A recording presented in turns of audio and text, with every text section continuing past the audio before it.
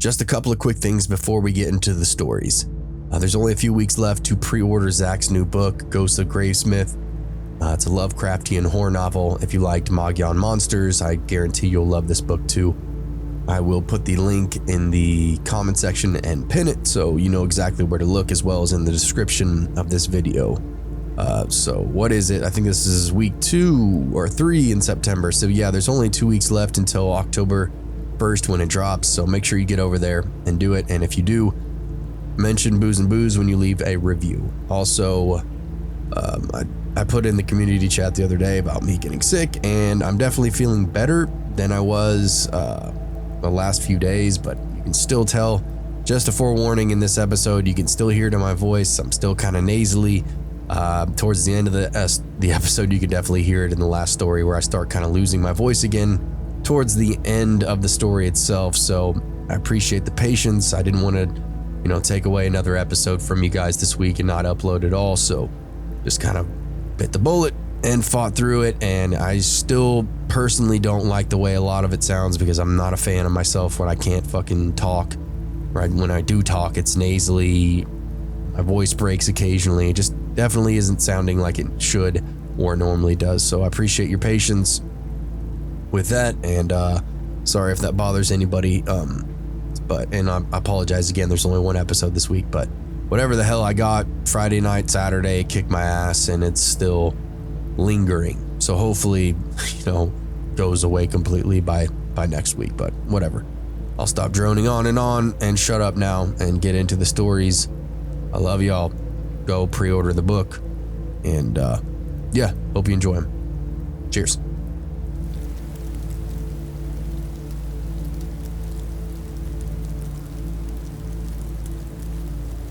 The absolute best times of my life were back in college, back when everything was new and seemed like the world was just wide open, waiting for me to take whatever I wanted from it. It was around 2010, and smartphones were everywhere, and social media just wasn't a distraction anymore. It was the way to stay in the loop, especially Snapchat. If you weren't on it, you were missing out. Parties, hookups, gossip, fights. Snapchat captured everything important that was happening around us, and it moved fast. At first, I'll admit I really wasn't all into it. I preferred face-to-face conversations, real interactions, but then, well, everybody was doing it. And if you weren't, you might as well have been invisible.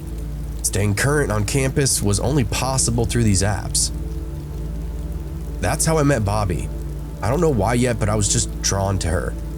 Maybe it was because she seemed like she had it all together. Or maybe it was the way she would laugh at the most ridiculous things in class. I started hanging out with her, at first just casually. You know how it goes. Sitting near each other in lectures, then grabbing lunch, and eventually we exchanged Snapchats. After that, everything just kind of escalated. I started seeing her at every party I went to. She was always there with a big group of friends or some guy. I never asked any questions, just stuck inside that friend zone, like it was my safety net. But something shifted, as I started thinking there might be more to this. One night, I worked up the nerve to ask her out. It wasn't a big deal, just something casual, Drinks, maybe a movie afterward. But Bobby, man, she just gave me this weird look, like she was torn between laughing and feeling sorry for me. She told me she wasn't ready. She said she'd just gotten out of something and didn't have it in her to start anything new right now. I pretended like I was fine with it, like it didn't sting at all, and didn't let her see the disappointment on my face. I backed off after that, stopped attending all these parties, and didn't try as hard to sit next to her in class. It's not that I was really bitter or anything, I just felt pointless after all that. After a few weeks, I barely even saw Bobby at all, and when I did, she was a mess. I mean, always looking hungover, or worse. I couldn't figure out what was going on with her, but she'd been avoiding me too, so I didn't really feel like it was my place to ask. One day though, she confronted me, caught me between classes, and told me that I'd been acting weird. Asked me why I wasn't coming around anymore. I told her it wasn't like that, I'd just been busy, and then she gave me this half smile, like she didn't believe me but didn't care enough to argue. "We should hang out soon," she said. Then with this mischievous grin, she added, "I got a surprise for you." The whole thing just left me feeling uneasy. It definitely wasn't the same Bobby that I got to know, but curiosity had gotten the better of me. We linked up on Snapchat again, just like old times. She invited me to a party. She sent me a snap right after we made plans, a mere shot of her in her underwear. Nothing too revealing, but enough to get my heart racing, my mind wondering where things were going. That Friday when I went to go pick her up from her dorm, I knocked on the door, and I could already hear music playing inside. When Bobby opened up the door, she was in full pregame mode. Her room smelled like a mix of stale beer and something sweet, maybe from the vape that she had in her hand. She greeted me with this drunken smile and a sloppy hug. We sat in her room for a while, downed a couple of beers, and even did a shot of vodka. Bobby seemed to be on another level that night, way more wild than usual. I hoped she wasn't going to black out soon, but I wasn't so sure. After a bit, I suggested we head out before it got too late. She agreed, though she was already wobbling when we got to my car. The drive wasn't that far, just a couple of miles to the party itself, but Bobby kept pulling from a flask in her purse and taking swigs. Halfway there, she popped a pill, just out of nowhere. I wanted to say something to tell her to slow down, but I didn't, and I should have. When we arrived and got to the house, it wasn't the usual crowd.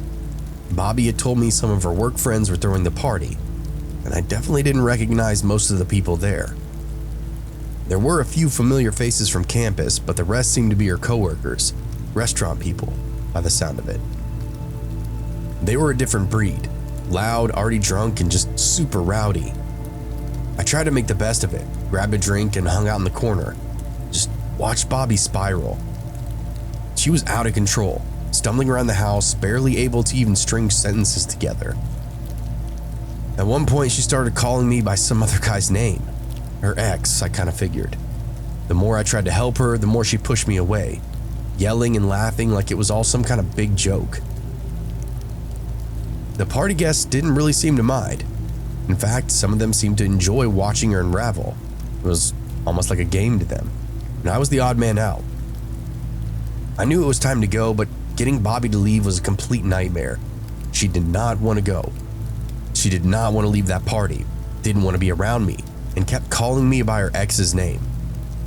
It took almost an hour of convincing, and finally I got her back into my car, buckled her up in the passenger seat, and we were finally on our way.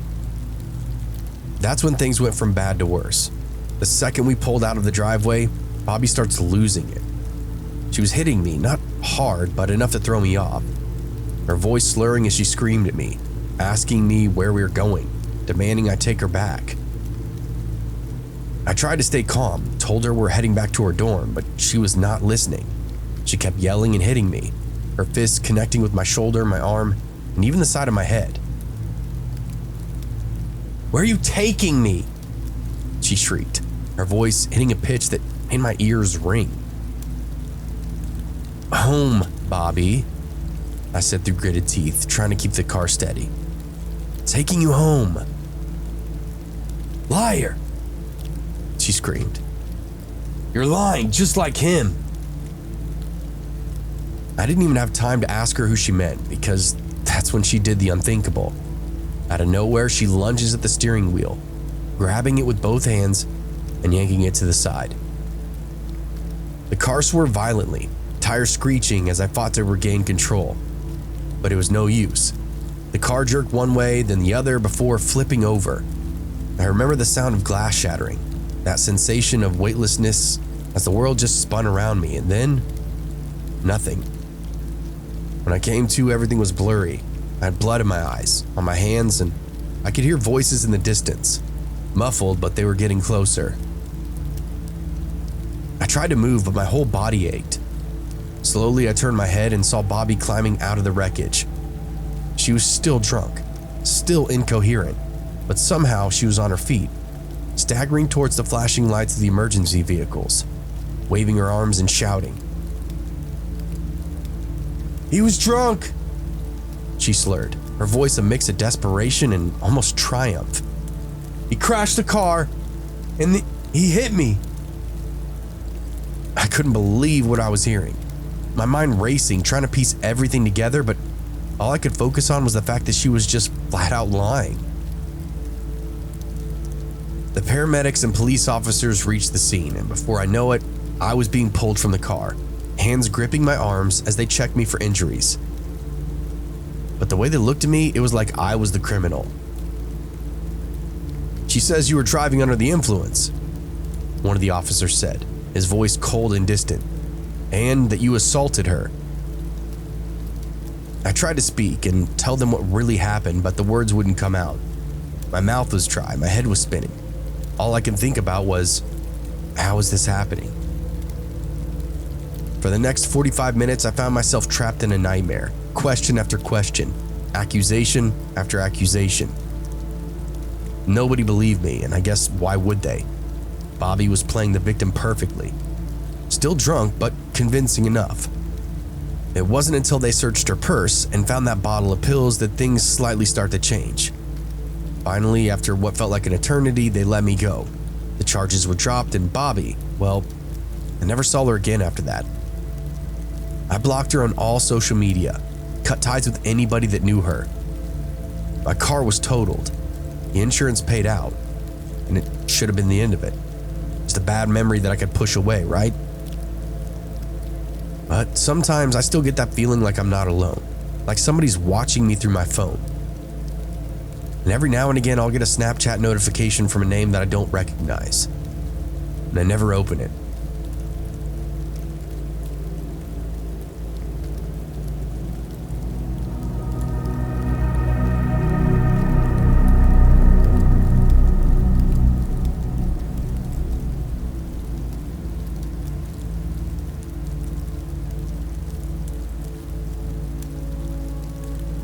I can still feel the bruise under my right eye sometimes, a dull ache that comes and goes when the weather changes. It's been years since that night, but I'll never forget it, or the way it all spiraled out of control because of a stupid app. It started so innocently, just like any other night. I had the day off, which meant I didn't have to deal with the grind at the movie theater, so when Bryce texted me about a party, I jumped at the chance. I'd heard about it through a few friends on Snapchat, some random college house party, and one of those places where you didn't really need an invitation. Just enough cash for gas and maybe a pack of beer, if you wanted to show some class. Bryce, Lane, and I were ready to blow off some steam, so we piled up into Bryce's old Civic and headed out. We drove through the maze of identical suburban streets, past rows of split-level homes with their tidy lawns and minivans parked in the driveways. And then, as if by magic, we found it. The house that was absolutely bumping with people and music. You could hear the bass from the car, vibrating the windows as we rolled up. There were groups of college kids spilling out into the yard, drinks in hand, laughter, and shouting over the music. It was the kind of place that you daydream about when you're stuck in some boring lecture, counting down the minutes until the weekend arrived. We find a parking spot, hopefully where nobody would give us a ticket, and then made our way inside. The door was not even locked. It swung open as we approached, almost like the house itself was welcoming us into the chaos. The place was packed, bodies moving through the halls, some clustered in the living room where a group was playing some drinking games. Others swayed to the music that thumped from a speaker. I couldn't see, but somebody shoved a red plastic cup into my hand. Didn't even have time to ask what it was. Beer, whiskey, rum, who cares? I was here to have a good time. We recognized a few familiar faces in the crowd, some of them classmates, a couple of people we'd seen at other parties, but mostly it was strangers. That's kind of how these things go. An eclectic mix of people just looking to cut loose and have a good time. I took a sip from my cup, the taste of cheap beer hitting my tongue as I followed Bryce and Lane deeper inside the party. They were already looking for trouble. Within minutes, they found themselves in the middle of a heated beer pong match, both of them going neck and neck with some other guys who clearly had been practicing. I stood on the sidelines, cheering them on and laughing every time Lane tried to distract the other team with some ridiculous dance move. It was all fun, the kind of carefree night I've been looking forward to all week. At some point, my cup ran dry, and I decided to make my way back to the keg for a refill. I pushed my way through the crowd, squeezing past people in various states of drunkenness, trying not to spill what little was left in my cup. And that's when it happened. She bumped into me. She was drunk, but not in the sloppy, I can't stand right way. No, she was just kind of loose. Her arm slipped around mine like we were old friends, like it was almost the most natural thing in the world. Her body pressed against mine as we half danced, half walked towards the keg, her laughter ringing my ears. I don't even know her name, but at the moment, it didn't really matter. I was caught up in it, the music, the haze of alcohol that buzzed through my system. We reached the keg and I refilled my cup and then hers. We locked eyes, and before I knew what I was doing, we were doing one of those ridiculous beer chugging poses, our arms intertwined as we tilted our cups back. The crowd around us, when there had been a crowd, started cheering, egging us on as we raced to finish. The beer was cold and bitter, but I didn't care. All I could focus on was the roar of people around us, the way her body moved with mine as we downed those last drops. And then as we both finished and slammed our cups down in victory, she kissed me. It wasn't a shy peck either, it was a full-on right on the mouth, as if we'd known each other forever. I wasn't shocked, it was a party after all. These things happen. I kissed her, just for a second, and then flash. Even through my closed eyes, I saw a burst of light, and when I opened them, I saw the crowd had formed a circle around us, cheering us on. Half of them had their phones out, recording the moment, capturing it forever in these grainy pixels and shaky frames. She pulled away giggling, and before I could say anything, she vanished into the crowd, lost in the sea of faces. I stood there, blinking in the harsh light of all those phones, feeling dazed. But it was fine. It was all just part of the night. I finished my drink and shrugged it off, made my way back to Bryson Lane. They'd lost their game by 1 cup and were already setting up for another. I told them about the girl, about the kiss, and they both laughed, clapping me on the back like I'd won some kind of prize. The rest of the night just blurred together. More drinks, more games, more faces that I didn't know. By midnight, I was ready to call it quits. I still had to work the next day after all. And the last thing I needed was to be hungover at the theater. Bryson Lane were in the same boat, so we downed 1 more beer and then all headed out. I don't really remember too much of the drive back, just the hum of the car engine and the dull throb of a growing headache. Bryce dropped me off at my dorm and I let myself in, collapsing onto my bed without even bothering to change out of my clothes. I was out within minutes. The next morning I woke up to the sound of my phone buzzing. Groggy, I rolled over and grabbed it, squinting at the bright screen. There was a Snapchat notification. Somebody had added me. Spring Rose 19. I frowned, trying to remember if I'd given anybody my username the night before. Then it hit me. The girl, the one from the party. She must have asked around, got my name from somebody there. That wasn't weird, right? People did that all the time. I shrugged it off and opened up my message. Have fun last night? It read. I smiled, still half asleep, and typed back, Yeah, I did. I hope you did too. I tossed my phone aside and got ready for work, pulling on my uniform for the theater. It wasn't until I was brushing my teeth again that I heard that buzz. Another message. I checked it. This time a photo. It was a picture of us at the keg, locked in with that stupid beer chugging pose, right before the kiss. It didn't give me much thought. People took pictures all the time at parties. Somebody must have sent it to her. I sent a quick message back. Nice pic. What's your name, by the way? Rose, she replied. Rose, of course it was. I finished getting ready and headed out, my phone buzzing periodically with new messages from Rose. As I drove to work, I found myself replying without really thinking. She seemed to be pretty easy to talk to. Classes, my job. I told her that I was a student. I worked at the theater and I'd be there all day. By the time I clocked in, I felt like I knew her, or at least I felt comfortable enough that I didn't mind sharing little details about myself. It's funny how quickly you feel like you could connect to somebody through a screen. The day dragged on. The usual monotony of handing out popcorn and tearing tickets.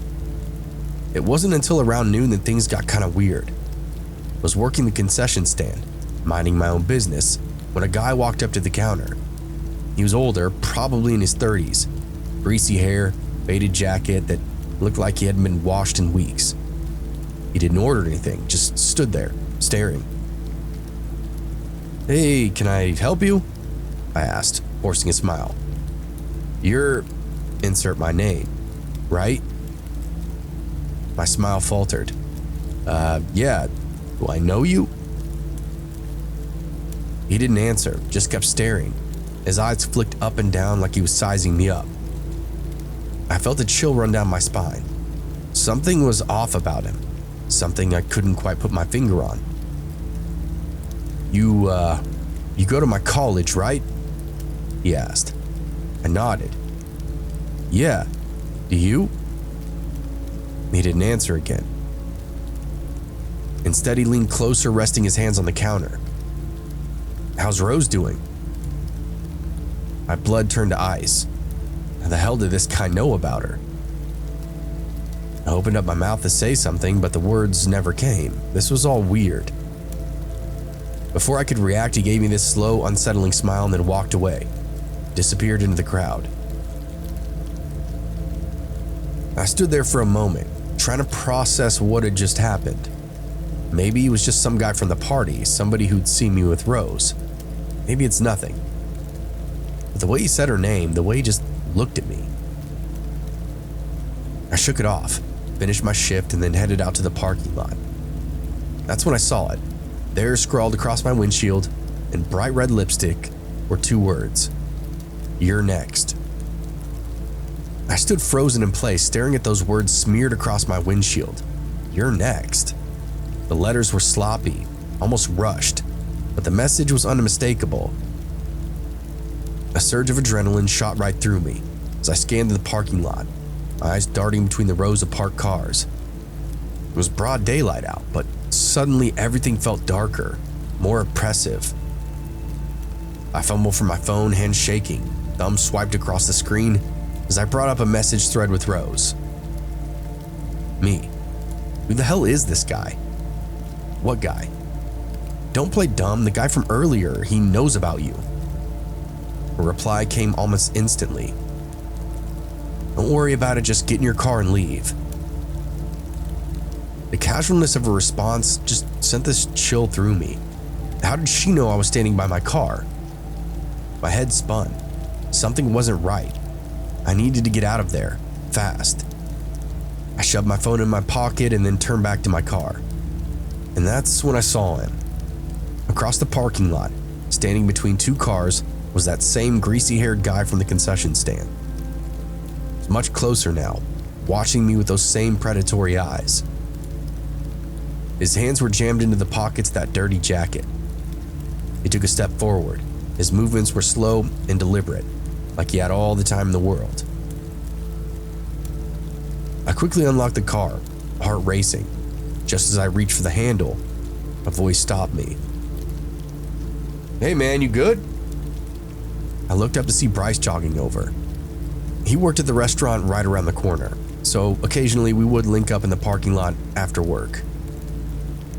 Relief washed over me for a split second, but then I remembered what I'd seen. "Dude, there's this guy." Before I could finish, Bryce glanced up towards where the man had been standing, but now that space between those cars were empty. He was gone, just like that. What guy?" Bryce asked. I scanned the parking lot again. He was just right there. He's been following me or something. He knew my name and then asked about the girl from last night. Bryce's expression darkened. "Haha, alright, you sure you didn't imagine that maybe somebody's just messing with you, dude?" I shook my head. I swear, man, he was right there. Look at my windshield. I pointed to the smear of lipstick, the ominous message gleaming under the midday sun. I mean, it was undeniable. Something weird is going on. I just didn't really know at what level yet. Bryce's eyes narrowed as he looked at it, but before he could say anything, I heard the sound of footsteps behind me. Heavy, Footsteps. I barely had time to turn around before something hit me hard, right in the back, sending me stumbling forward into Bryce.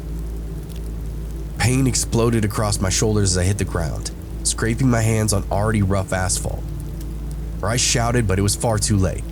Whatever was about to happen was already in motion. That greasy-haired guy was on me, his breath hot and sour as he grabbed me by the collar of my shirt and yanked me back to my feet. My vision blurred as he slammed me into the back of the car, the impact knocking the wind out of me. Before I could react, he punched me in the nose and I lost my vision. I gasped for air, my chest heaving as the guy leaned in close, his face masked in fury. "Told you, didn't I?" he said. "You're next." I tried to push him off, but that dude was stronger than he looked. His hands were like iron vice grips, gripping my shirt. My mind raced, desperate for some kind of escape, but everything was foggy, distant. I could hear Bryce shouting still, but his voice seemed very far away, muffled by the pounding in my head. I felt my phone fall out of my hand. I remembered I had my own body. I wasn't helpless. The guy raised his fist, and I braced myself for the hit. I brought my hands up and even tried to push him away. But before he could swing, Bryce came barreling from the side, tackling him to the ground with a force that made the pavement tremble. The two of them went down hard, gripping in a tangle of limbs and fists. I stumbled back, clutching my side, trying to catch my breath. For a moment, it did look like Bryce had the upper hand. He was bigger, stronger, and he pinned that guy down, landing a few solid punches to the face. But the greasy-haired man was relentless. His eyes were wild and filled with something dark and completely unhinged. He twisted under Bryce, grabbing a chunk of his jacket and yanked, flipping Bryce over with this brutal force that sent him crashing into the side of my car. Bryce grunted in pain, and before he could recover, the guy was now on him, fists hammering down with this vicious precision. I tried to move and tried to help him, but uncooperative. But my mind screamed at me to do something, anything, but my legs were like lead. It felt like I was trying to move underneath this weighted blanket. Then out of the corner of my eye, I saw it, a long wrench, half hidden under the car next to mine. I lurched toward it, my fingers closing around that cold metal. The weight of it gave me confidence, solid. I gripped it as tightly as I could. This wasn't how I envisioned my workday going, and not what I wanted to do at all, but I knew in my heart, this was the only option. Without thinking, I swung. The iron connected with a sickening crack against the back of that guy's head. He froze, his body going rigid for a split second before he crumpled to the ground, now motionless. Bryce scrambled back, his eyes wide with shock as he stared at the man laying between us. He had a little blood trickling from his lips and nose. I dropped the wrench with my hands trembling like leaves in the wind. The parking lot was now eerily silent, the chaos of fighting dissipating into a heavy, oppressive stillness. There were cars still in motion behind us. The movie theater was a busy street, but still, apparently nobody saw. No one stopped to help. It was isolating and unsettling. Bryce looked at me with his voice shaking. "Dude, what the hell just happened?" Turned out Rose had a boyfriend, or at least so this guy thought. I'm not exactly sure of their connection, but Rose and that greaseball from the parking lot had been friends at some point. Whatever the relation was, greaseball fell hard for Rose, who had no interest in dating him. So he stalked her, admired her from afar. When he saw the pictures going round of her and I kissing at the party, he figured out who I was, then reached out to me via Snapchat. The guy just simply lost it, decided he needed to fight for his woman. Bryce and I ended up being alright for the most part. That other guy spent the night in the hospital. Fortunately for me, there wasn't any charges to press. It was essentially his word against ours, as all the phone evidence had been auto-deleted via Snapchat. The police gave me an order of protection, He told the greaseball to keep his distance from me, Bryce, and Rose. And that was that. I took an extended, serious break from all social media, scrubbed all my contacts to make sure everybody was real, and slowly and surely took control of my life again. The lamest part, I never even saw Rose again. Never even heard from her, not even once.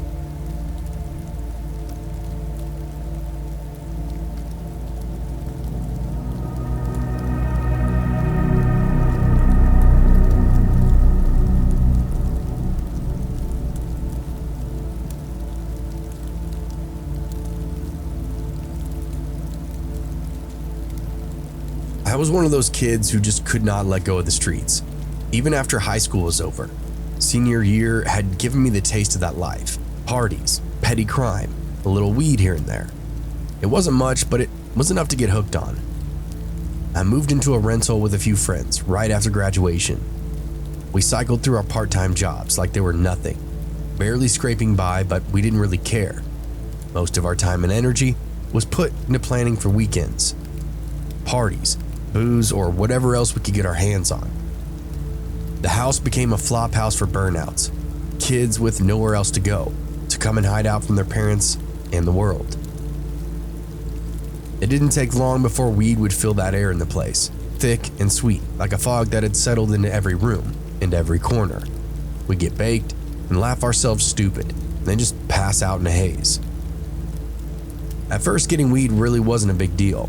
A friend knew a guy, or a guy knew a friend, and that was that. But as the weeks rolled on, our supply became more and more inconsistent. We were broke and half the time couldn't even pay rent, let alone fund our weekend habits. Then on one particularly dry weekend with no weed and no money, I had this epiphany. Why are we busting our asses trying to score weed when we could just sell it ourselves?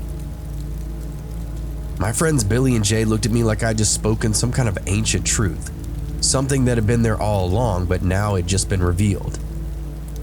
Yeah, man, Billy said. We can make a killing.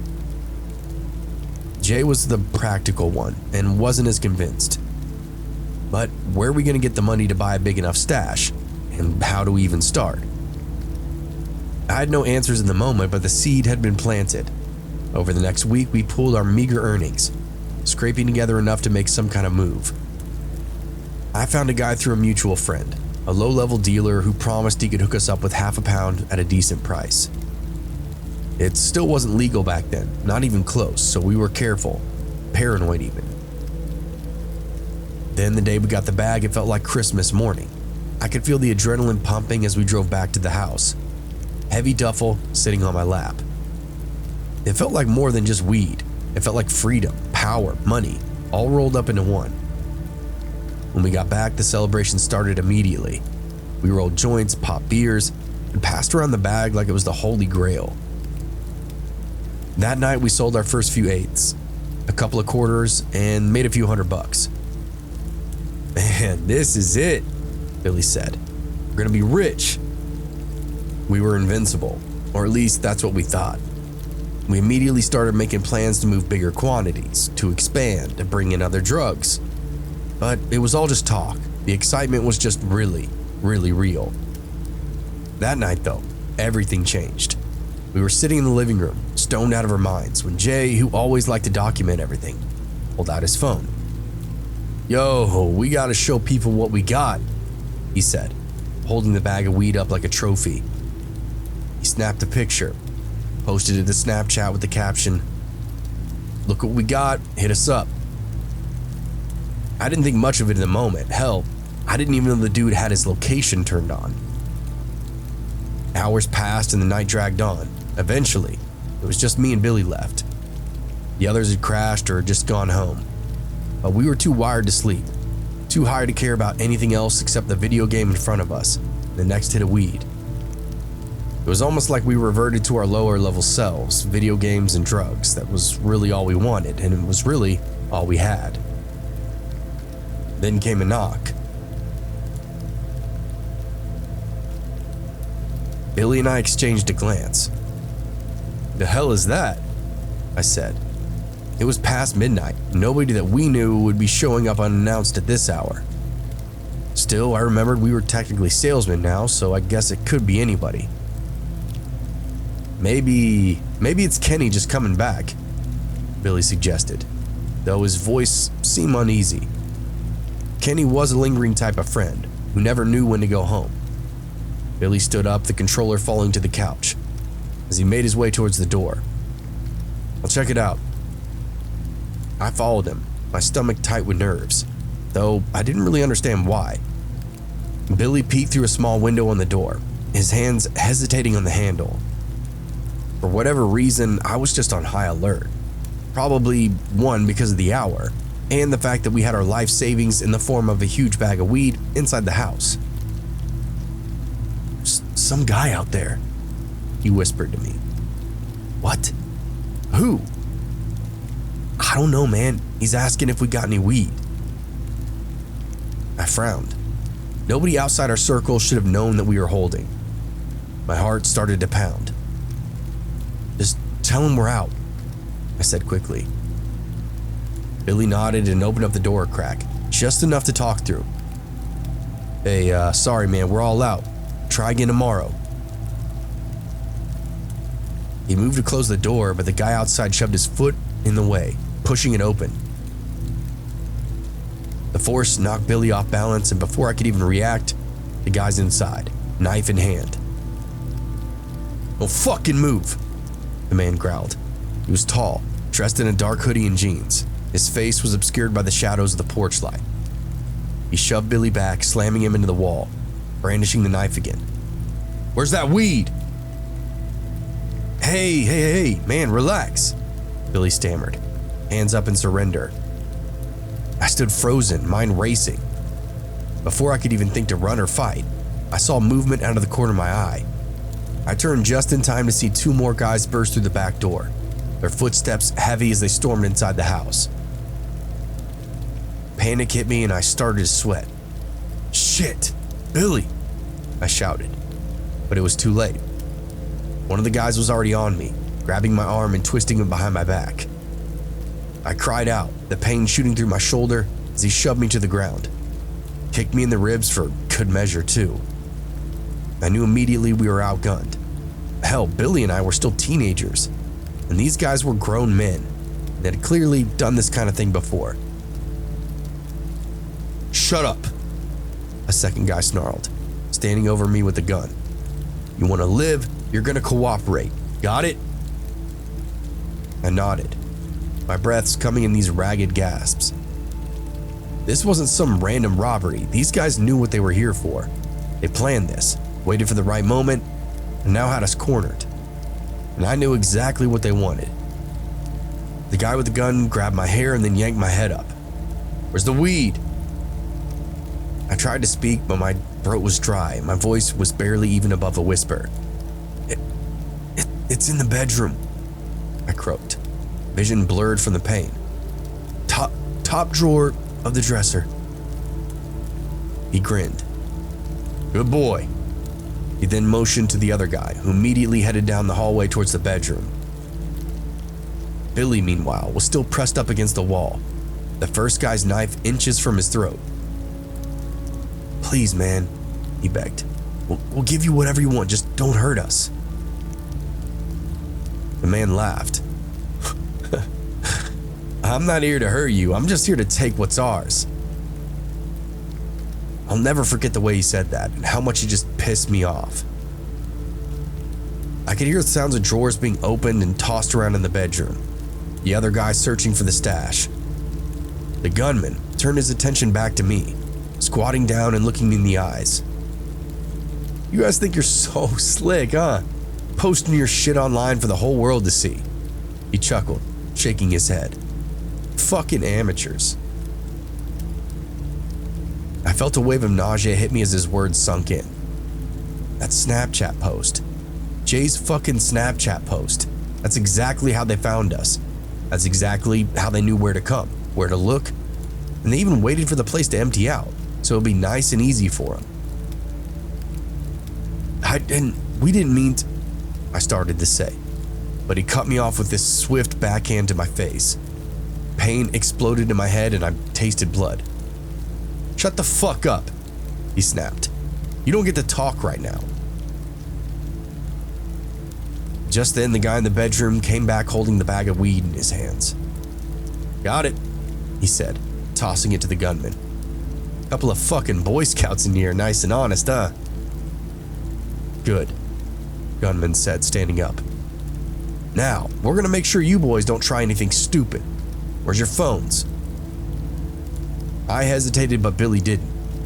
He pointed to the coffee table where his phone still lay, and I did the same. The gunman picked them both up and said, "We'll be keeping these for now," he said with a smirk. "I won't fuck you too hard. I'll just leave them by the park at the lake." He motioned to the two other guys, and they slowly backed out of the house. Knife-wielding guy giving Billy one last shove before disappearing through the front door. I didn't dare move, not until I heard the sound of a car outside starting up and then driving away. Getaway driver and everything. These guys knew what they were doing. For a few minutes, we didn't say anything. Billy was just slumped against the wall, breathing heavily while I lay on the floor, body aching from that beating.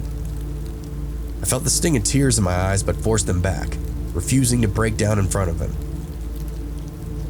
"Fuck," Billy finally muttered, his voice hoarse. "The hell just happened?"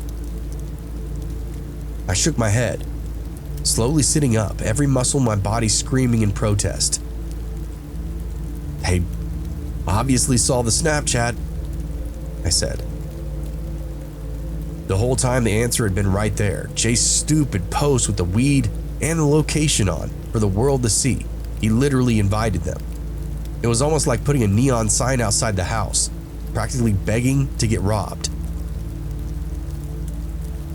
Billy stared at me, his eyes with realization and then anger. "Are you fucking serious?" he hissed, pushing himself off the wall and stumbling over to the coffee table. His hands shook as he rifled through the leftover debris of our night. That's how they knew exactly where to come and what to ask for. God damn it, man, I thought we were smarter than that.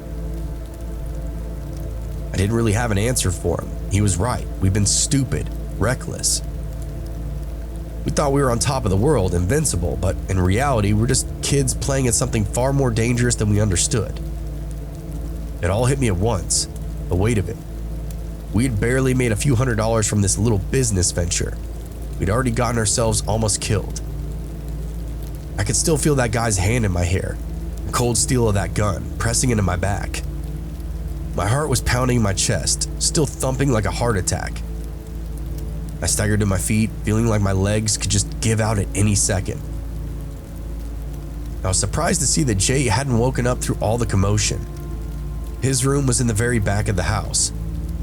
He'd been drinking all night though, was probably just blacked out. "We need to get out of here," I muttered, rubbing my face and wincing at the cut on my lip where that guy had hit me. I could feel it stinging, swelling up. What if they come back? Billy was pacing now, running his hands through his hair in frustration. "They got the weed, dude, like that's what they came for." "Yeah, but what if they think we're gonna talk to somebody? What if they're watching us right now, making sure we don't go to the cops?" "The cops?" Billy stopped pacing and stared at me like I was crazy. "We can't go to the cops. We're dealing weed. You think they're gonna care about us getting robbed when we're the ones breaking the law? They'll bust our asses and then laugh all the way back to the station."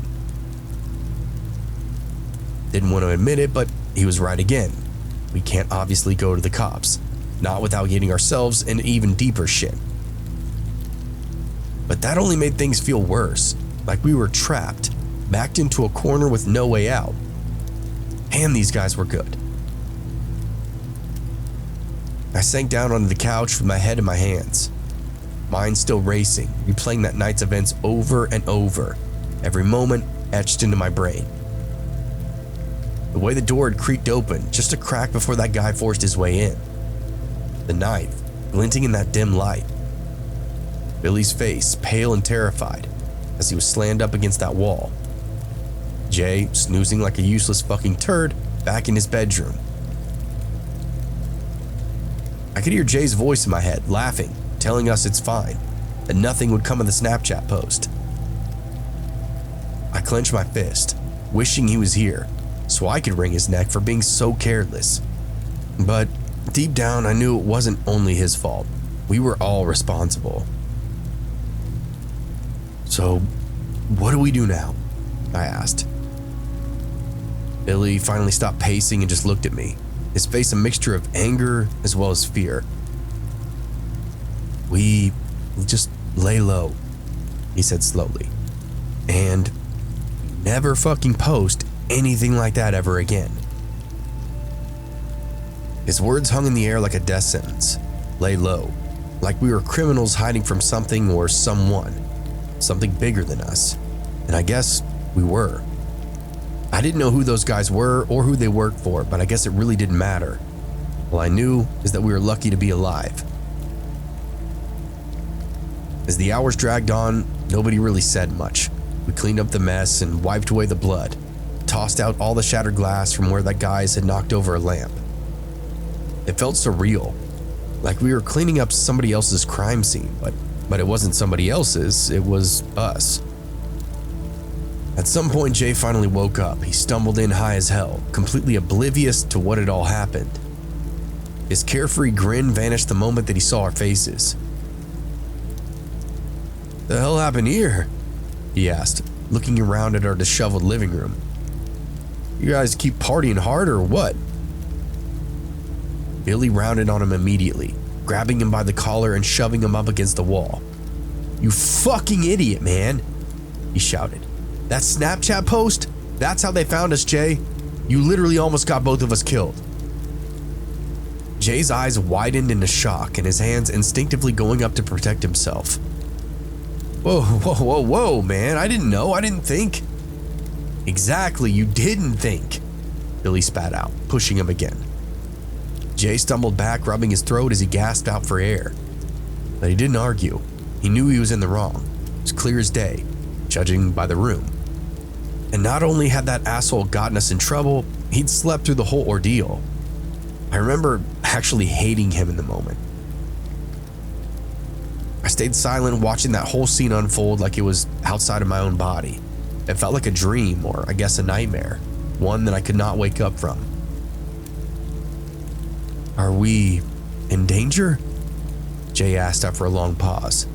"I mean, are they gonna come back or?" "I don't know," I said quietly, eyes still locked on the floor. "But if they do, we need to be ready just in case." Billy was still pacing, still fuming. "We gotta move the rest of the stash. Get rid of it, hide it. I don't care. But we can't have shit in the house anymore." Jay nodded quickly. Yeah, I'll take care of it. I'm sorry, guys. I really didn't think." "Save it," Billy snapped, cutting him off. "Just do what you need to do." The rest of that night just passed in a blur. Jay took the remaining weed and stashed it in some other place, I think his grandma's house, while Billy and I just sat in the living room, watching the front door like hawks.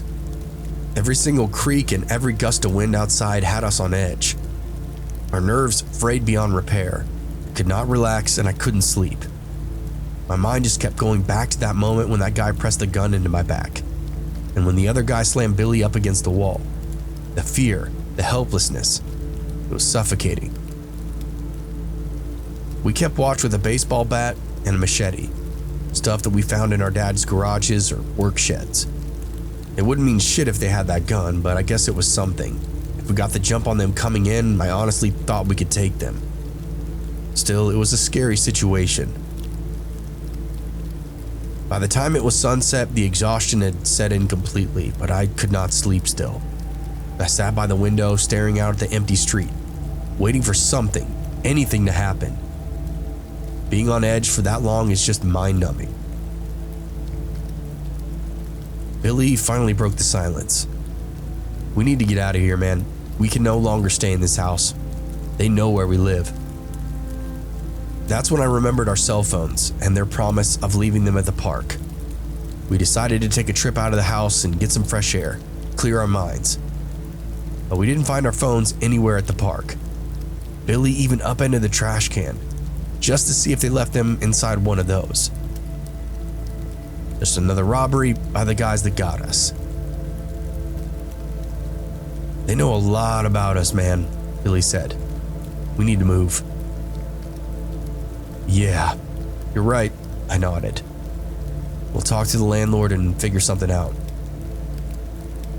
But as much as I agreed with him, I knew deep down leaving that house would still not be enough. If these guys found us once, they could do it again whenever they wanted to. We weren't safe anymore, not anywhere. In the days that followed, we kept our heads down. Billy ended up finding us a new place a couple of neighborhoods over, something cheap and low-key. We just moved out as soon as we could. Jay stopped coming around as much, as he actually decided to move back in with his parents. Guilt and fear hanging over him like a halo. We all tried to forget, to pretend that night never happened. But it did happen, and it was the wake-up call to get my life together, at least a little bit. For obvious reasons, I never dealt again after all that went down.